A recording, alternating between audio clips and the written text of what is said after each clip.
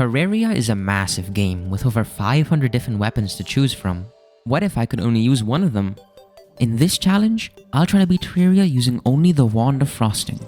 First, let's quickly clear up the rules. The Wand of Frosting is the only weapon I'm allowed to deal damage with, which means I cannot use summons, traps, nor NPCs to deal damage to bosses. However, accessories and armor bonuses are fair game. This challenge is only over if I defeat Moonlord, and for this challenge, I'll be playing on classic mode. Oh, and I can't use any glitches or exploits to cheese any boss fights. Jumping into the world for the first time, I immediately get to work on farming up some wood for some basic gear, but I quickly notice that I actually can't defend myself from anything right now, since I don't have the Wand of Frosting and I'm not allowed to use my copper short sword. So I jumped into action to try to get myself a Wand of Frosting, which is made from 99 ice torches and a Wand of Sparking. But before I'm able to arm myself, I stumble across a desert pyramid with a sandstorm in a bottle, an amazing movement accessory to get so early. Finally, after finding the snow biome, I crafted the Wand of Frosting and made a starter house, and now I was basically ready for King Slime. So I headed to the caves to gear up a little. I had no doubt that we'd absolutely destroy him because the wand is pretty strong. With just a ruby hook and a few buffs, it was time to fight King Slime. As expected, even with the lackluster accessories I had on at the time, this fight was a piece of cake, since the Wand of Frosting rivals the Topaz Staff in terms of DPS, making it a decent pre-hard mode magic weapon. With King Slime defeated, it was time to head into the jungle to craft ourselves the jungle armor set. But after dying, I was content with just crafting 2/3 of the set. Heading to the Underground Crimson, I felt confident to fight the Brain of Cthulhu. Here's where one of the wand's biggest weaknesses shines, which is its lack of knockback, something I realized a bit late. Oh, this has no knockback actually, this might be difficult. But the Brain of Cthulhu is a simple enough boss fight that I got through it with ease, in just a couple of minutes. And after dealing with some unfinished business, it was about time to take on the Eye of Cthulhu, which, as you might have expected, went really well. This is ridiculously easy. There. Enough procrastinating, it was about time to get the last of the jungle armor set crafted. With that, our armor is as good as it can get. Now if only I could get a goblin invasion to upgrade my accessories.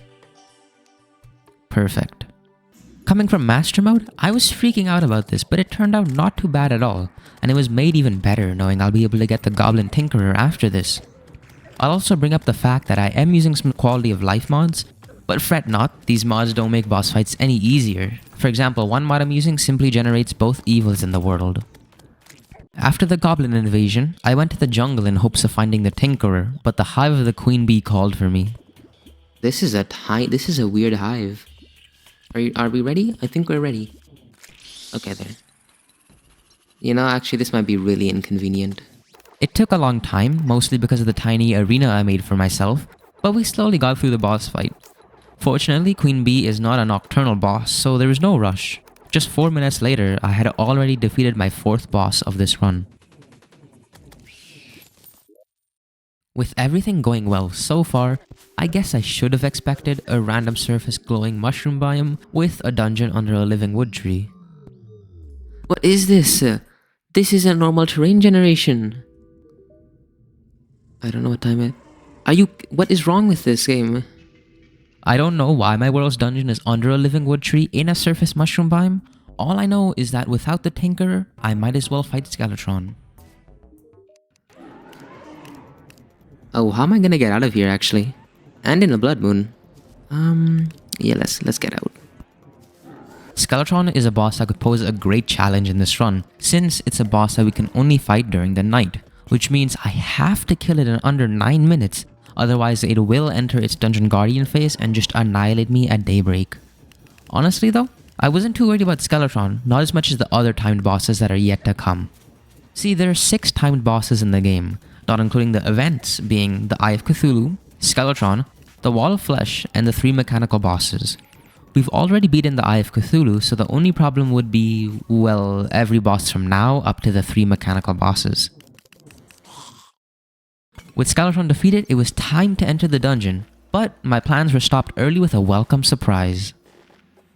By any chance, is this a shimmer cave? Okay, I'm actually really surprised that I got that right. After accidentally falling into the shimmer, I was forced to return to the surface where I was reminded of the blood moon, a perfect opportunity to get a strong accessory. Oh right, it's a blood moon. I should probably farm for the shark tooth necklace now. The shark tooth necklace is one accessory that could be a game changer in this run, since it allows us to ignore 5 points of enemy defense, which becomes extremely important for bosses such as the Destroyer. Although this only results in a damage increase of about 2 to 3 per hit, that will be significant when the wand starts doing about 7 damage per hit in hard mode. This accessory will be the key to our success in this challenge. Or well, it would have been if I actually got it. Regardless, with those disappointing results, I got to work on my elevator. Did that guy destroy Topaz for me? And I would prefer not to have the golfer. After killing the golfer, I was finally rewarded with getting the Goblin Tinkerer. And thanks to him, we now have the ability to reforge our gear. And we can get some better accessories, most notably the lightning boots. Another strange aspect of my world is that there's an ash block island in the underworld, which is only found in the remix world. While I don't know what happened, I do know it's time to find a voodoo demon to fight the wall of flesh. Oh no. Alright, we'll have to kill the hungry first. Yeah, because they're really annoying. You might be wondering why I'm seemingly fighting the wall without any buffs. Well, in fact, I am using buffs. I've just hidden the icons that normally rest under the hotbar because of how much space they take up. With the hungry out of the picture, this boss becomes a piece of cake for the most part, since they don't respawn in classic mode. Oops, that might be a problem. No, it's not. Ooh, see, I went the wrong way here. That was close. After that little hiccup, things were pretty smooth sailing. I think this is a good time to mention what reforges we're trying to achieve. For the Wand of Frosting, its lack of knockback prevents it from being able to be mystical or masterful, and it just leaves us with demonic, deadly, and murderous as the strongest reforges possible. For my accessories, for now I'm not so picky, but eventually I'll move on over to menacing and lucky as I try to maximize my DPS later on. Now in hard mode, after equipping the Sorcerer emblem, I head into the Crimson to break any altars I find so I can start mining for Orichalcum armor. Okay, I'm really afraid of this guy. I went for Orichalcum armor because of this right here, the Petal Attack set bonus, which is going to be the best way for me to increase my damage output. Of course, being in hard mode, it was time to get some wings. I planned on making demon wings until I got a giant harpy feather. Oh, okay. We're gonna make the harpy wings then. I'm not wasting my souls of night. And with that, it was time to fight the Destroyer. We have these guys improving our critical strike chance. I'm pretty sure that's what they do. This is campfire, heart lantern, sunflower obviously, and also a star in a bottle. And also the bass statue for a little bit more defense. So now we're up to 47 defense. And with some other reforges as well, we have 27 magic damage, murderous, wand of frosting. Oh, and it's night, okay. Also for this fight, I got some greater healing potions as well. And the Inferno potion. Because I think there's a good synergy with the wand of frosting, but I'm not too sure. It's just speculation. And also, it looks like it doesn't do anything right now. I don't think the Inferno potion has ever not let me down. But regardless, we quickly took down the Destroyer's HP, all thanks to the Orichalcum armor set bonus. And just as quickly as it started, it was over. And with the Destroyer gone, it was time to move on to the twins. And I got hit immediately. Okay, how am I actually gonna hit them? I'm really gonna need these petals to hit both of them at the same time. Okay, Spasmatism is actually taking quite a beating. Slowly but surely, we whittled away at Spasmatism's health until it entered its second phase. And let's see what we can do here. Okay, oh, this is horrible. We need to kill this guy quick. Eventually, we got Spasmatism lower and lower, but it was getting pretty late. Crap, is this gonna be close, huh? Okay, just this guy. Oh no, he's just gonna avoid me like crazy. I never even thought of this. 8,000 HP on this guy now. I'm not gonna try to jinx myself, but I think we have this. I think I can just tank him now. There we go! With the twins down, I immediately took advantage of the full moon by getting myself a beautifully warding moonstone. And just like that, it was time for Skeletron Prime. Skeletron Prime is probably going to be the hardest boss fight. Slowly, as the fight progressed, I noticed the moon creeping farther and farther along until I had to face the harsh truth. This fight is impossible. Dang it, it's not even at 10,000 HP. And the moon, it's at the edge of the screen. It's almost gone. I'm just getting ready for the Dungeon Guardian phase. Well, never mind, there was no getting ready. With all that HP that was remaining, clearly something big would have to change. I started preparing for a rematch by first getting the Putrid Scent for a juicy 5% increase in damage. Next, I headed to the desert to farm sand elementals to get my hands on some forbidden fragments. Using them, I made the Forbidden Armor set with a set bonus unlike any other, letting me cast Ancient Storms at the cursor, which deal ridiculous damage. With these changes, I was confident I could take down Skeletron Prime. The Forbidden Armor set is quite clearly a huge improvement, seeing as it allowed me to damage Skeletron to under half health in just a few minutes. Its lasers down? That was incredible. We're about back to where we were in the last fight, except we have more than half the night remaining. Hey, looking good. Let's just wrap this one up. Not bad at all. With the mech bosses down, I crafted the Avenger emblem and went to get 20 life food for a nice 600 HP. Just like that, it was time for Plantera, after which we'd be able to craft the Spectre armor set. Let's go. Yep, that's good. Using the Forbidden Armor set, we were damaging Plantera so much that in just a few minutes, it was already in its second phase. Oh, here we go. Alright, maybe? Okay. 1,000 damage per second, hey, that's pretty good. Maybe just a minute later, Plantera was basically already dead.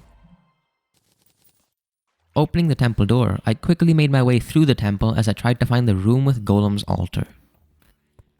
Oh, here we are. I just had to make a few adjustments to the room and I was ready to go.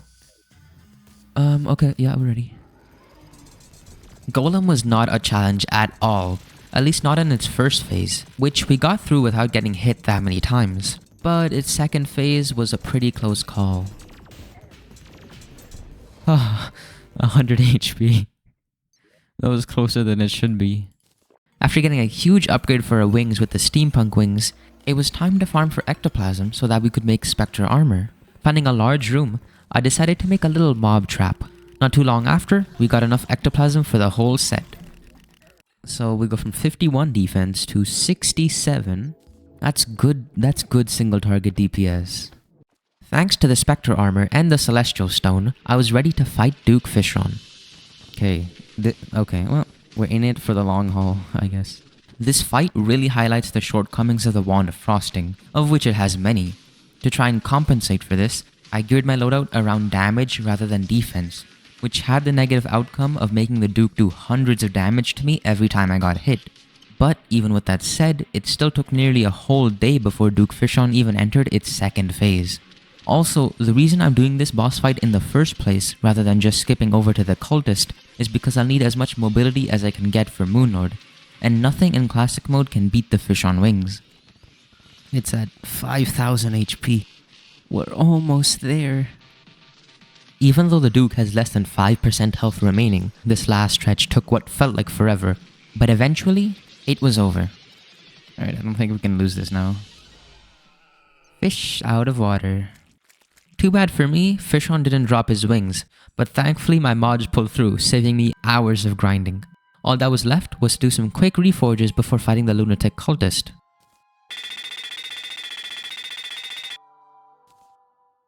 Moving over to the cultist fight, I decided to switch back to using forbidden armor for this matchup because the cultist doesn't move around nearly as much as Duke Fishon. However, the Ancient Storm doesn't disappear immediately if I summon another, so I often ended up hitting a dummy cultist when I didn't mean to, spawning a phantasmal dragon and even an ancient vision at one point. What am I supposed to do? Here. What? You were in the wall. Anyway, there wasn't too much to dodge once I got rid of those pests. And from there on, it was smooth sailing until the lunatic cultist was down as well, leaving just the pillars in my path to Moonlord. Good stuff. I'm not gonna enjoy this anyway, so let's just get them done with. The first pillar I took down was the Nebula pillar. It was a long and grueling process, but after countless deaths, we were getting closer and closer to taking it down. Meanwhile, the Vortex pillar was just a bit more forgiving, but it was still pretty rough, and so I resorted to just killing as many enemies as I could with my Ancient Storms each time I respawned. This strategy served me well even for the Solar pillar, which may have been the easiest of the three. Eventually, after enough time, I had taken down these 3 pillars, leaving just one in my way. Oh, it's a graveyard biome? That makes sense. Despite having many upgrades left to do, I rushed to take down the Stardust pillar regardless, which was significantly easier than any of the other 3. Anyway, I made rather quick work of the pillar, and now impending doom approaches. Here we go. Okay, that's more damage than I was hoping for. And I can't even hit that eyeball. That's gonna keep on healing as well. Okay, we're just gonna have to just run away from this thing. Come on. No, come on. It's back to max HP. How am I supposed to even damage this guy? If I just get far enough. Oh, that worked. With many more minutes passing, I was finally getting close to destroying one of its hands. Soon after taking down his left hand, the other hand was nearly down as well. And yet, even after 6 more minutes of this, a few slip-ups completely undo everything I worked towards. No, come on. It has more HP than it had 10 minutes ago. And that is why I gave up. Well, okay, I actually planned on losing. See, I just wanted to test a few things out before utterly destroying Moonlord, and for that, I would need a few things.